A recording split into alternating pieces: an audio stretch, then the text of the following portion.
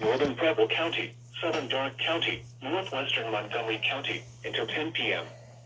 At 9:14 p.m., a severe thunderstorm was located near Fountain City, moving east at 45 miles an hour. Hazard, 60 miles an hour wind gusts and quarter-size hail. Source, radar indicated. Impact, minor hail damage to vehicles is possible. Expect wind damage to trees and power lines.